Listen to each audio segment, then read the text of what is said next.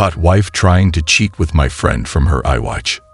Tuesday, October 27th, 2020. I'm writing this from my phone, so bear with me if it's formatted wrong. So last night my wife of 7 years decided to have a chill-out night. After dinner, she went to the den and was watching her programs while I flitted between watching the Spurs game, football/Stoxer, and doing some odds and ends that I had planned.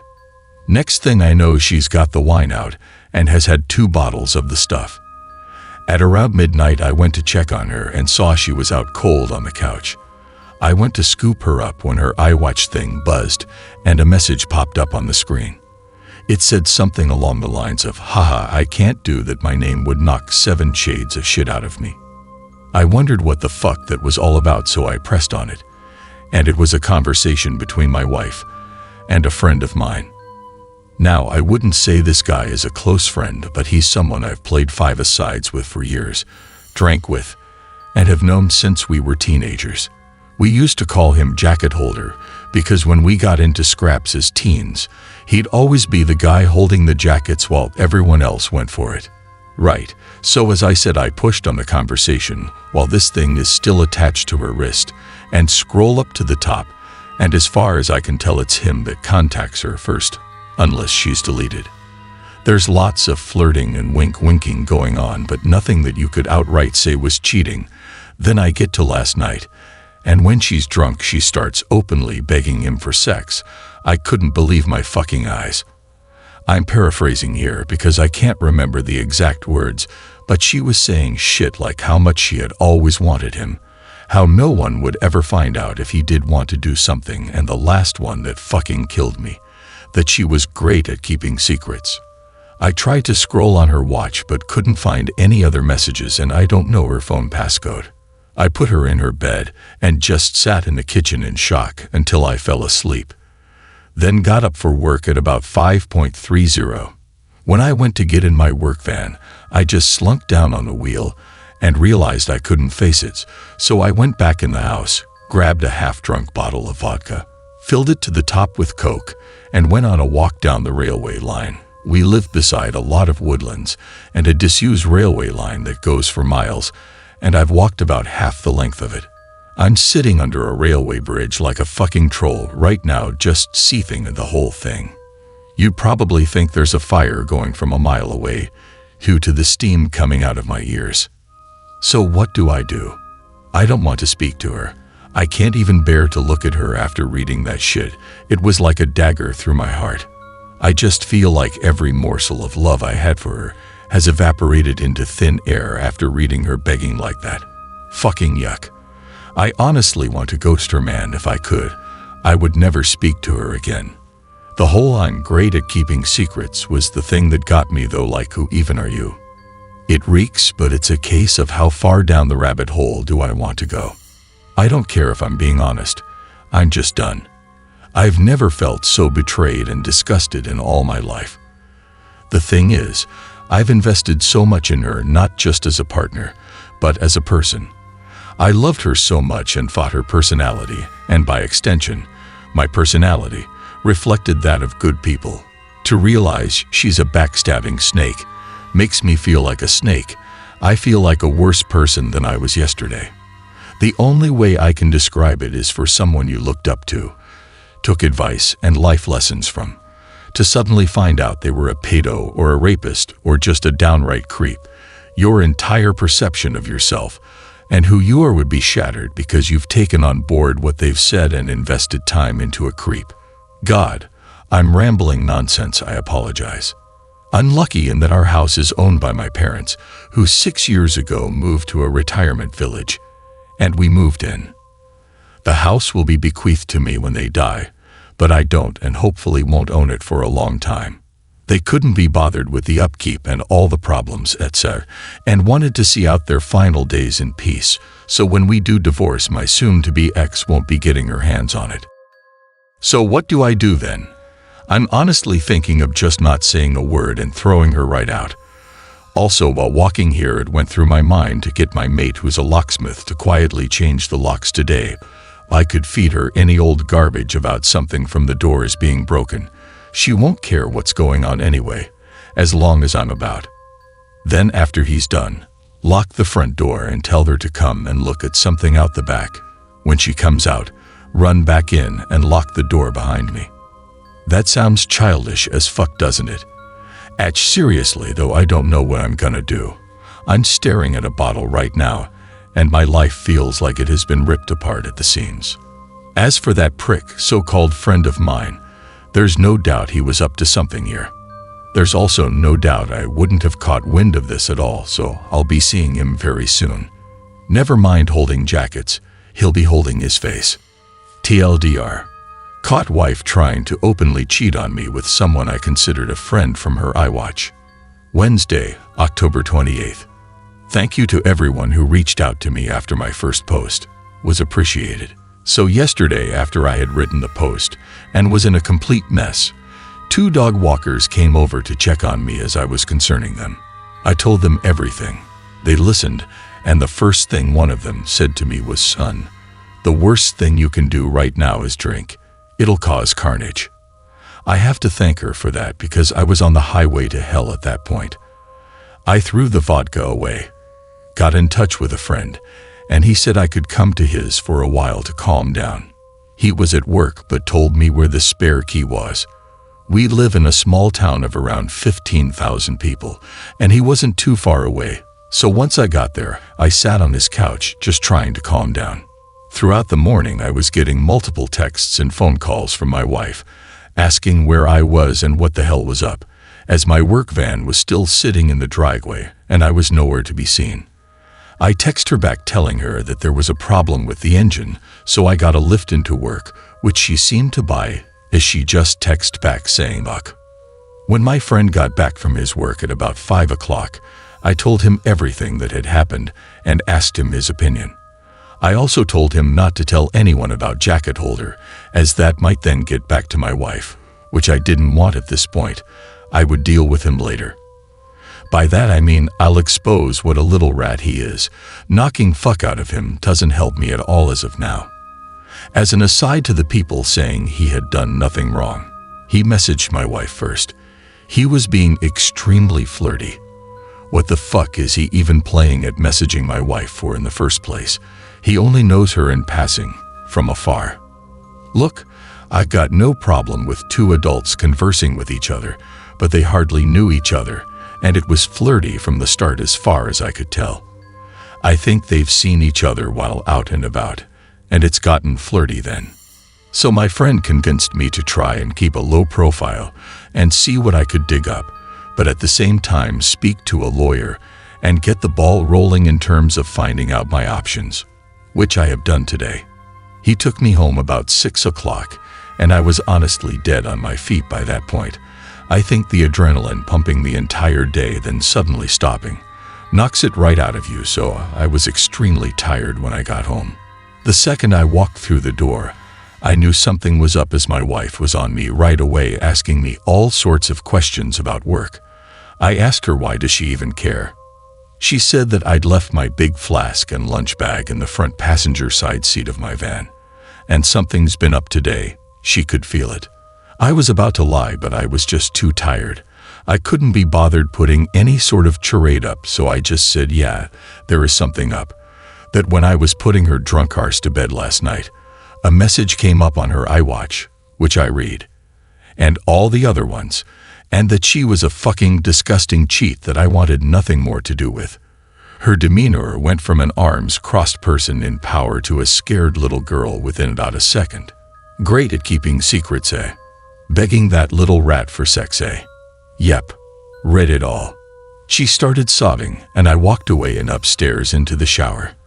When I got out, she was sitting on the top stair crying still, and the excuses started right away. How she was drunk, vulnerable, had never done anything like that before, how he had messaged her first, and it didn't mean anything. She was never gonna go through with it. Pretty much everything that everyone on here was saying she would say like she had the playbook out. The only thing she didn't do was try and blame me. She probably knew I would have thrown her right out the door if she had tried that shit. I told her that I wanted a divorce and her out of the house within a month. Also told her that she was moving to the spare room. I've been pretty much ignoring her ever since, just scowling at her and shaking my head when she starts waffling nonsense. I don't want to hear it. She slept in the spare room last night, and I haven't spoken to or texted with her at all today. If I'm lucky, maybe she'll be gone when I get back from work, but my luck's not that good, I suppose. On getting her out, though, I was telling my parents what was happening, and my mother was adamant I wasn't throwing her out onto the streets. She and my mother are close and always have been. We'd have been together 11 years in December. My mother was saying she made a mistake and that we should sort it out like adults, that we've been through too much together, and that she didn't actually do anything. It was just words. She completely took her side over mine. Couldn't believe it. Could this fuck me here? Like, do I have no right to ask her to leave if my mother is against it? It's gonna be my house when my parents pass, and I did nothing wrong, so I'm not leaving. It's probably gonna turn into a War of the Roses Part 2. I managed to get myself an appointment with a divorce lawyer for next week, so I'll be going to that to discuss my options. Until then, I'm just gonna ignore my soon-to-be ex-wife, I guess. I know she's probably not gonna admit anything else now. I'll never know if she was a really good liar, or she was just talking shit to him to get him on side with her for an affair. Anyways, sorry about the delay in the update. Just got the chance to write it now as I'm finishing work. Well, back to the funhouse, I guess. Monday, November 16th. Hi, I thought I'd give an update since a lot of people have been personal messaging me asking for one. It's now been 20 days since I found out my wife was trying to cheat on me with my friend, and the situation has become hellish. I gave her a month to get out, and she's been sleeping in the spare room. But it's clear now she doesn't have any intention of going after she got in the ear of my mother. She doesn't have anywhere to go at any rate, but that's not my problem. I've seen my divorce lawyer multiple times, and am now in the process of drawing up a divorce petition and having my wife served divorce papers. I've also opened my own bank account and taken 50% of the balance from our shared account. The atmosphere around the house has been weird, to say the least. The living room has turned into a no-man's land where no one frequents, as we both spend the majority of our time in our rooms. I've also intentionally been working late a lot so I don't have to interact with her much. I had been completely ignoring her, but after reading about the 180, have started implementing that and been civil, if a little cold, towards her. I'm so glad I did this, as I was beginning to feel like a monster refusing to acknowledge her existence. It was not the right way to behave, and I ended up feeling like the one who had wronged her, rather than the other way around. The only time I broke from the 180 was when I walked into the bathroom last week, and she was sitting on the floor by the bath crying. I helped her up and instinctively hugged her, though it was more of a there type hug than one with much love attached to it. The sad thing is that I'm so suspicious of her now that I wouldn't put it past her to be waiting on me coming in so she could put on a performance. The thing is, that probably isn't even true. But this is the sort of shit that's going through my head in this environment. It's just toxic. She's been crowing about how she'll do anything and everything to save this marriage, anything to prove to me that it was just a silly mistake. So I brought up a lie detector test. I don't plan on ever getting one done, wouldn't even know where to start. I just wanted to gauge her reaction. She was all for it. Well, until a few hours later, when she came to me, tablet in hand, going on about how inaccurate they are, and that anxiety and nervousness can throw up false readings, and with her and her anxiety disorder and all. I just laughed. Wasn't even a normal chuckle either. It started as a bit of a cackle and ended in a childish giggle. It appeared she would do everything to save this marriage. Well, everything except take a lie detector test, that is. It doesn't even matter anyway. I meant what I said in my original post. Every morsel of love I had for her dissipated into the atmosphere after I read her say those horrible things. I don't see her as my true love anymore, the person I could tell anything to and would trust with my life. I just see trash. Trash that needs to be taken out before it stinks the place up. Jacket holder has been the talk of the town since I exposed him to our friend group a few weeks back. It's safe to say he has no friends left among us, and has been completely ostracized. I tried phoning him a few times, but he refused to answer, then blocked my number. Fuck that little rat. I hope it was worth it. I've spoken to my mother multiple times about this, and during a heated argument asked her why she was taking my wife's side. Like, was there something she wasn't telling me here? What was she expecting? Us to live like roommates? Go on like nothing happened? It's ridiculous. She said she has always seen my wife as the daughter she never had but always wanted. My mother had a stillborn daughter before I was born, and it has haunted her, so she latched onto my wife, and has done since we got together. As I said previously, they have a close bond. The fact my wife doesn't have any family and only a few friends who have their own busy lives and families means if I threw her out she would be all alone, and my mom thinks that's unacceptable, especially during a pandemic. She tried to get me to come to a compromise, saying that in 3 or 4 months we should look at it again and see where we are mentally, and is pushing me to try couples counseling before I throw in the towel. I'm not doing that. The thought of being in the same house as my wife over Christmas makes me feel ill. She'll want to do it right as she does every year, and it'll be a complete shit show. My dad, God love him, has never been much of a talker. Never up nor down, just always there. He's a quiet, proud, but timid man, and my mother's word has always been the one that matters in our house. People on here have been telling me that I'm selfish and spoiled as it's not my house and I have no right to make demands, but it's now a case of my wife or me for my parents. If worse comes to worst, I'm ready to walk out the door and never come back. Fuck this house.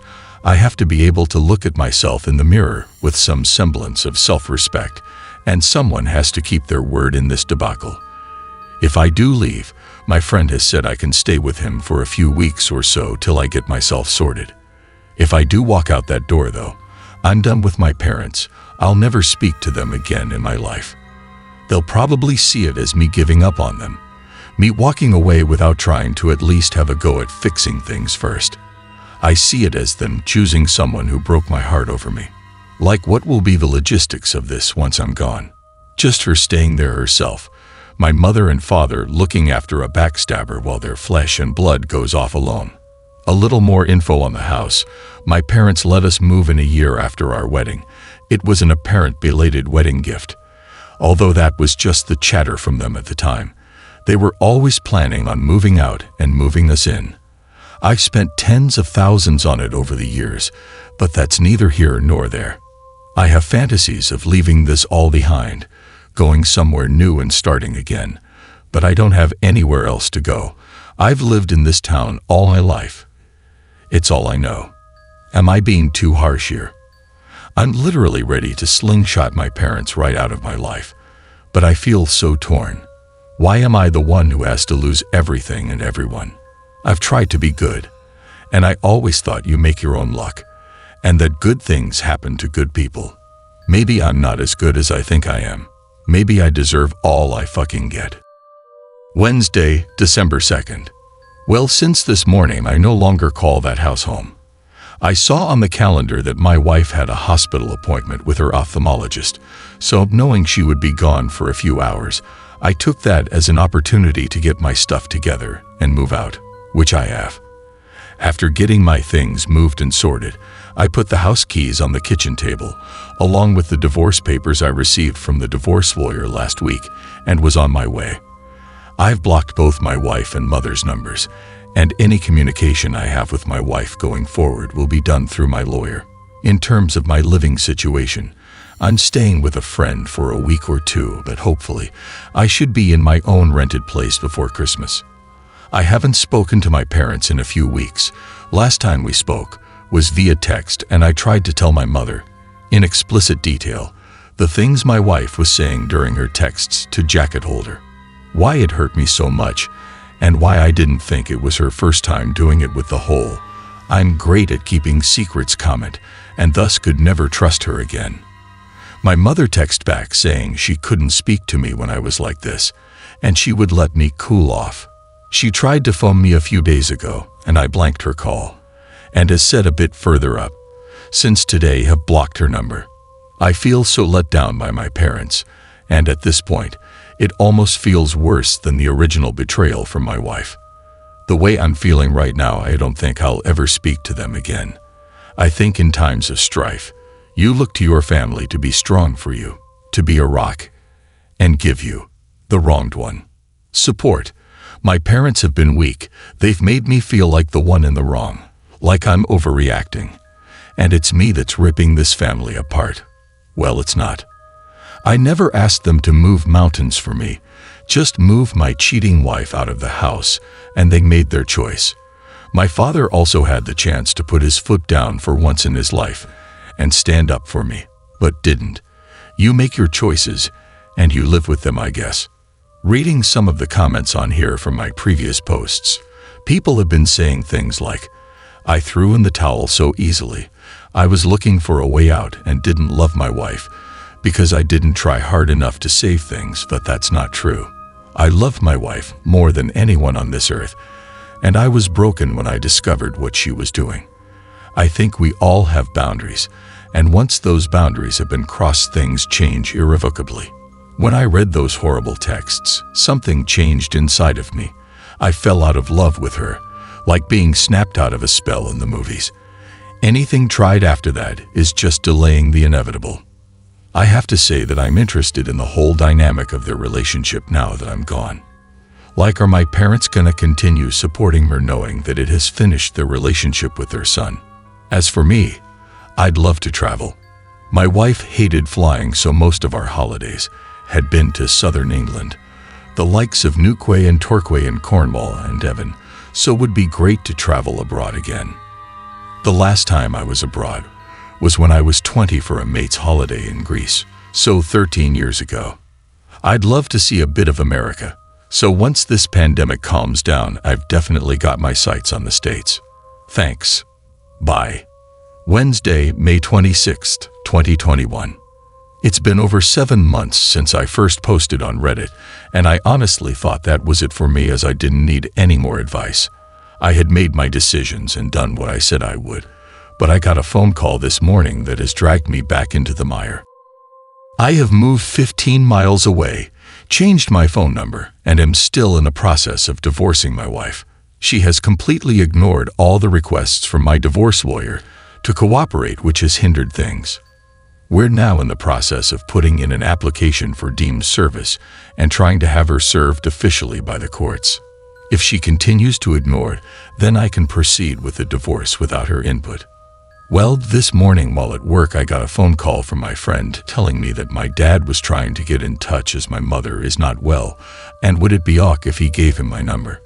I said ok, and my dad phoned to tell me Mum is in hospital. She's stable, though not great. Obviously, I was shocked, as I've not heard my dad's voice for so long. It was also the most emotional I've ever heard him. He told me my mum really wants to see me, so would I meet him at the hospital tonight and go in and see her with him? I said ok, and I've arranged to meet him outside the hospital. I ended up going home from work as I couldn't concentrate, and I'm climbing the walls here wondering if I've made the right decision, wondering if I'm about to get dragged back into this shit show that I walked away from. I've never felt so nervous in my life, and the lack of control I have over the situation has sent my mind spiraling in lots of different directions. I feel like I'm walking into a burning building blindfolded with no idea where the exits are. Why does she want to speak to me now? Has she had a change of heart? Unless she's also had a personality transplant. While in there, I find that unlikely. Will my wife be there? I have no interest in ever seeing her again. I'm still angry about what transpired with them, and the way they took my cheating wife's side over mine. I've been going back and forth in my head about going at all, but I will go. I was also thinking about seeing if she wanted to speak over the phone instead, but not sure if she would do that, or even if she's well enough. I feel like the bad guy here, and that I might have caused this from walking away. How would you handle this?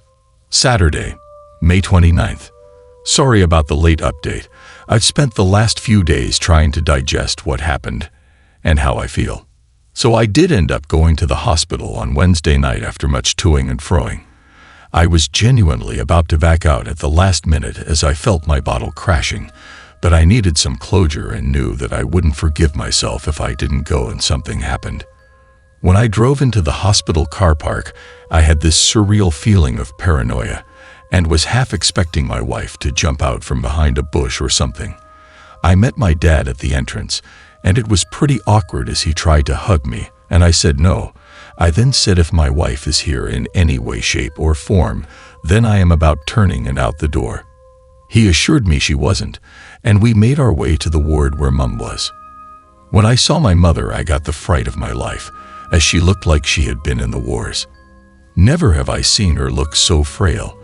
She's got an extreme black eye, also a lot of bruising and purple/yellowness down one side of her face. She took a serious fall, broke 2 ribs, shattered her elbow, and banged one side of her head/face on the ground. So elbow, ribs, then head in that order as she went down. She looked zombified, but perked up when she saw me. She told me how much she's missed me and that she wasn't sure she'd ever see me again. I told her if she had really wanted to get a hold of me, she could have done. We spoke for a bit about what exactly had happened and how she was down for a few hours before my dad found her. Also that she was determined to get back to normal and mend bridges with me. I brought up my wife and that I had been pushing for a divorce, but she was either ignoring the letters or wasn't getting them. So I asked if she's still in the house. Mum admitted she was, and Dad started to look uncomfortable.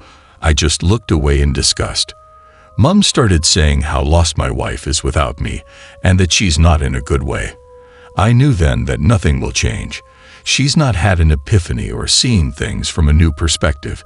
She just wants the status quo back.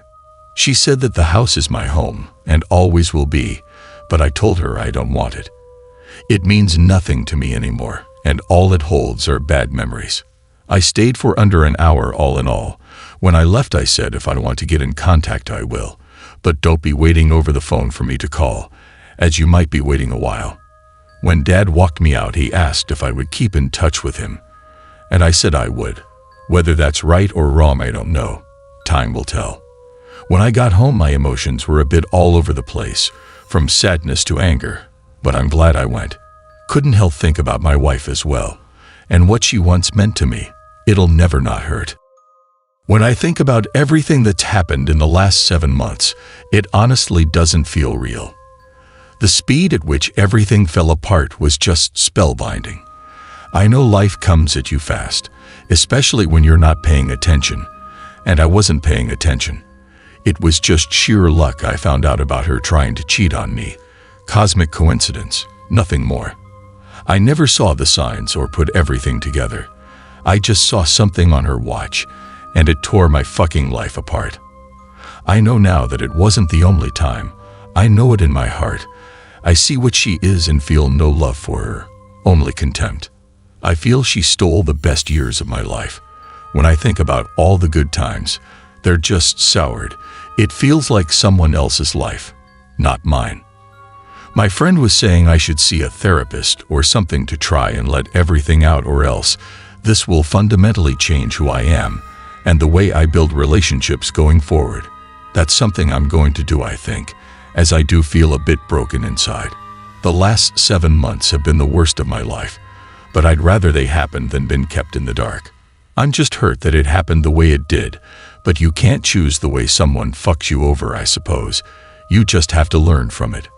I remember reading about loyalty being the most undervalued character trait, and I see that now. It's probably because you don't really know if someone is truly loyal to you until, well, they're not. It's not something you deal with every day, but now more than ever, I know how important a trait it is. Tuesday, July 20th. Hi, so I thought I'd post an update to my previous post, as quite a few things have happened. Firstly, I'm now in the home stretch in terms of divorce from my wife. She has signed the divorce papers and sent them to my divorce lawyer, so all that's left now are the formalities. She sent me a message via my dad, where she said she's sorry for not letting me move on, that she thought she could save things, but now she knows she can't, and she has to move on for her own well-being. I thank her for seeing sense. She doesn't want anything in the divorce, and said she's going to move out of the house when she can get on her feet, which I'm ok with. In terms of my mother, I haven't spoken to her yet, but my dad said she's doing a lot better after getting out of the hospital and getting some normality back.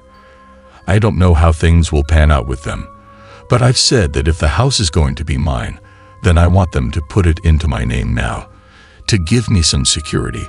Then we can start trying to build bridges. We'll see how that goes. My biggest battles ahead are in my head and trying to get over everything that has happened.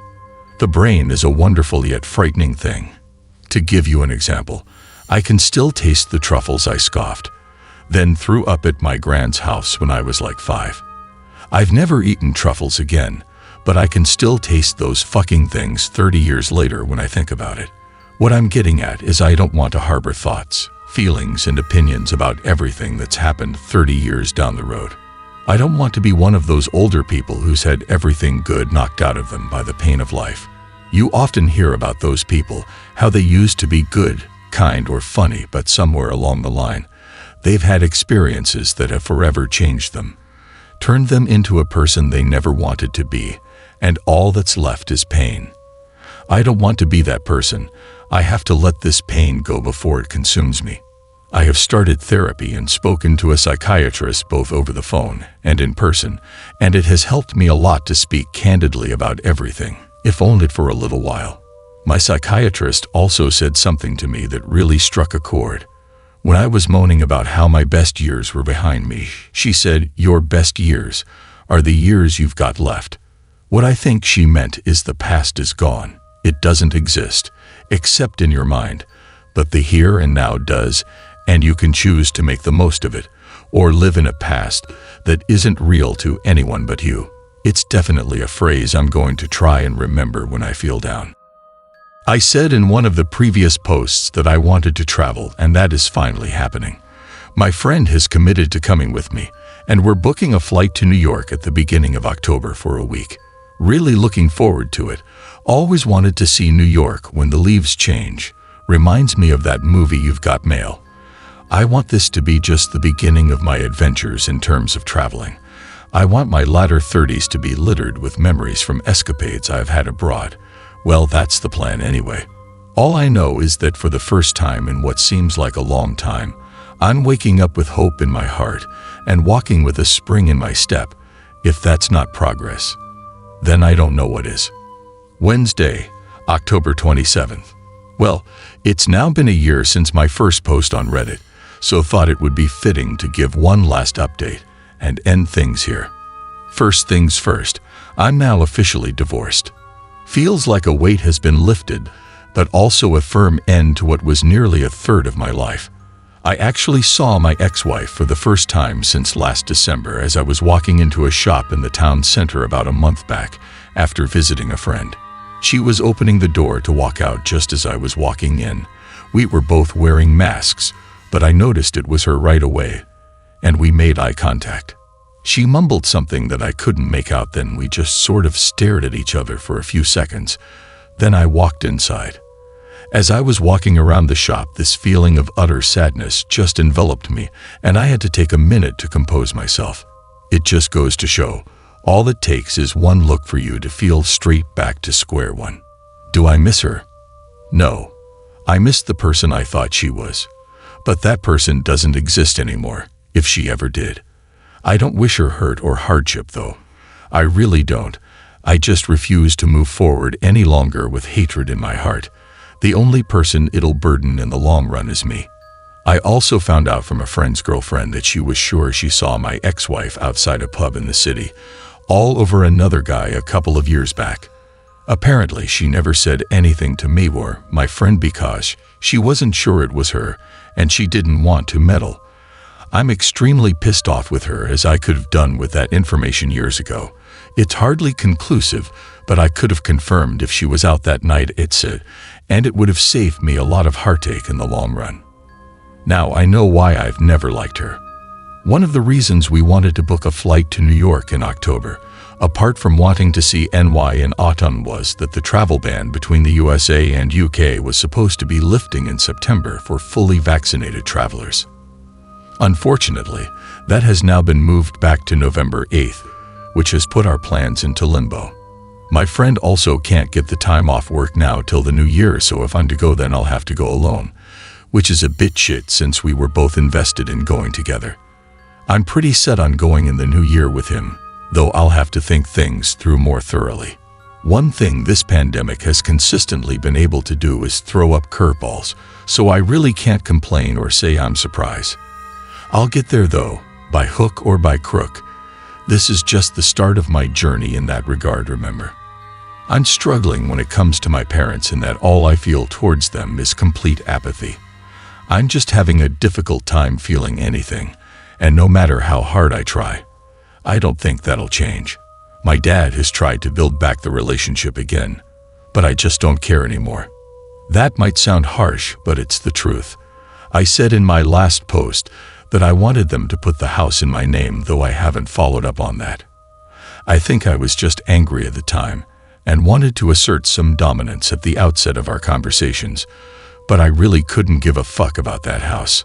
I think I would rather live in the house from Nightmare on Elm Street than there. It wouldn't change anything anyway. It can't turn back time, unless it's turned into a time-traveling house since I've gone, or circumvent what they did. It's just the sad consequence of the choices they made. To anyone out there thinking of forgiving a cheater, please don't, I implore you. You're flogging the dead horse. Don't be that person, desperately scrambling to put out fires started by your cheater partner while they gleefully reignite them.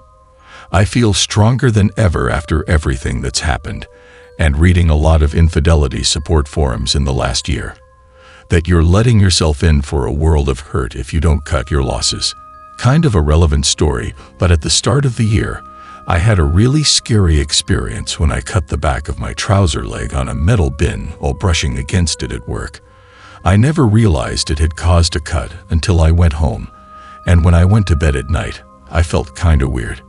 I woke up about 2 a.m., and my leg was pulsating. I felt deathly ill, was seeing double dizzy, and was alternating between a severe fever and chills. I understood right away it could be sepsis, so I phoned an ambulance, which they said was going to be 2 hours plus, as it was a Friday night and at height of COVID. And my thoughts were doing light speed laps around my head while I was hyperventilating like crazy. Do you know the only thing that calmed me down when I was freaking the fuck out? I accepted that I was possibly going to die, and then for some reason, I just didn't feel afraid anymore.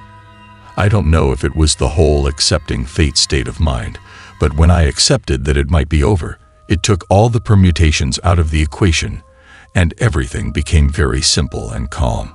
I've been thinking about it a lot lately, and when I think about cheating/betrayal, I feel very similar. You have to accept that what you had is over. It's long gone if someone is willing to plunder such depths and stab you in the back so mercilessly for their own gratification. Fighting that unwinnable battle is noble and all, but when you're pissing into the wind with lottery odds of success, is it worth it? Is it worth the pain? I don't think so. I understand everyone has their own situations with kids at sea, but some fights are just straight up folly. Accept that it's over and things will quickly become clearer. That's just my view. It's only after we've lost everything that we're free to do anything. Tyler Durden, Fight Club. It's funny, I haven't written about my thoughts and feelings since I was in high school. I work up roofs for a living. This experience, though, has coaxed that side out of me, a side that I had pretty much forgotten existed. If something good has come from this fiasco, it's that I'm not going to bottle things up any longer. It's been cathartic for me to get things out there and see the bigger picture of my situation. Writing things down has helped me more than I ever imagined, so it's something I'm going to continue to do, even if it's just writing to myself on a journal or notepad. I think there are instances in your life, when all's said and done, that you can put a pin in and say, things were on a knife edge that day, and could have gone either way. I shudder to think what would have happened had I not reached out for help on here, or seen those dog walkers. I'd likely have been blackout drunk, at death's door in a ditch somewhere, or in jail for firing Darren, in Noah's jacket holder, straight through his fucking window frame after going through his house like a tornado. Honestly though, It frightens me to think where I'd have ended up if things had gone south. I was not in a good way. And being drunk, embarrassed, and incandescent with rage is a combination that can cause chaos whatever way you cut it. In the end, I'm just happy I made it out the other side without hurting myself or someone else.